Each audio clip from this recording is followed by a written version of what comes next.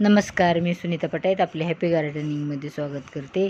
आज मी आपल्याला गुलाब, जास्वंद, इंडोर प्लांट यांना मल्चिंग कशी करायची आणि कशाची करायची ते दाखवणार आहे। आपल्याला उन्हाळ्याच्या दिवसात आपल्या झाडांना मल्चिंग करणे फार गरजेचे असते आणि ही मल्चिंग केल्याच्या नंतर आपल्याला आपल्या झाडांना 2 दिवसातून एक वेळेस पाणी दिले तरी चालते। नाही तर आपण आता एवढ्या गरमीत सकाळी पाणी दिले तर रात्री आपली कुंडी कोरडी असते आणि आपले झाडांना फुले पण छोटे छोटे येतात। यासाठी आपल्याला ही मल्चिंग करायची आहे। हे आहे वाळलेले पाने।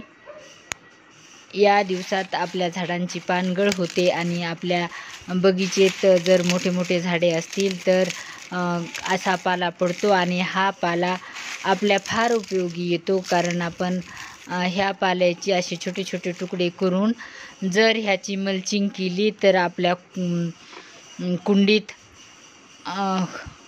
मातीला खूप असा फायदा होईल। आपली कुंडीतील माती लवकर कोरडी होणार नाही। आपल्याला 2 दिवसातून एक वेळेस पाणी दिले तरी चालेल, 1 दिवसाआड पाणी दिले तरी चालेल।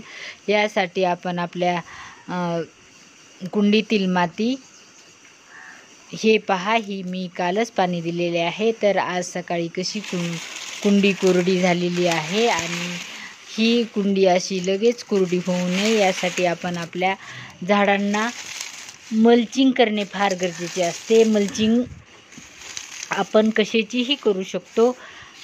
मल्चिंग तुम्ही वाळलेल्या पालापाचोळ्याची करा किंवा भुईमुगाच्या शेंगाच्या टरकलाची करा,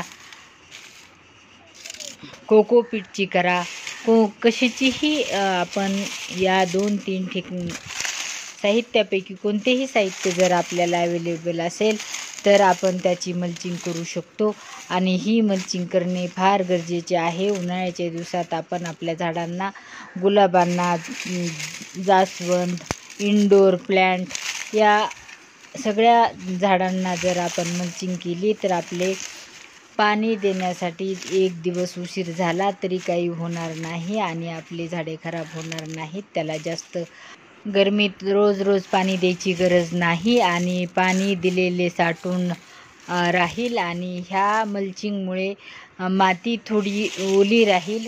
यासाठी आपण ही मल्चिंग करणे गरजेचे असते आणि मल्चिंग केल्यानंतर आणखीन एक आपल्याला फायदा होतो, ते म्हणजे आपल्या ह्या पानामध्ये कॅल्शियम आणि पोटॅशियम असे घटक असतात, नायट्रोजन असते। आपल्या जर पालापाचोळा हिरवा वाळलेला असेल तर त्याच्यात नायट्रोजन असते आणि हे असे लाल पिवळे पाने पडलेले असतील तर त्याच्यात कॅल्शियम, पोटॅशियम हे घटक असतात आणि हे घटक आपल्या झाडांना प्रत्येक वेळेस पाणी देताना ते घटक आपल्या झाडांना मिळते।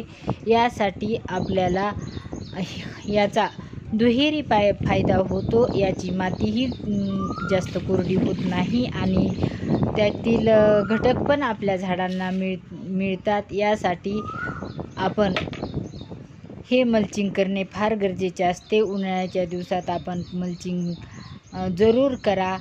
जर आपले झाडे जर असे पाणी दिल्याच्या नंतर दुसऱ्या दिवशीही असे सुकत असतील आणि जास्त कोरडे पडत असतील तर ही मल्चिंग करणे फार गरजेचे आहे।